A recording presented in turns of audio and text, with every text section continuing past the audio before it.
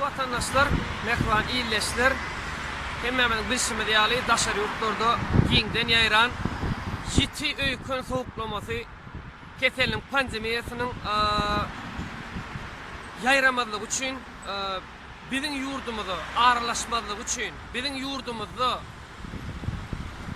gelmeğinin önünü almak için Lukmanımızın ünlüyen şu goro örtüğünü hemmemiz dakın alın. Hem de yine bir ünlüyen zat ağız boşluğumuzu hem bokurduğumuzu neyse başardığımızdan yılı su içip öl saklayalım, şey saklayalım.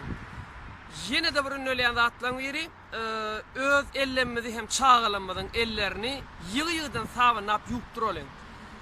Şu goro örtüğünü dakman ünlüyeninin sebebi şu dileyen, ağdalayan kesel hava arkalı geçmek hopu var.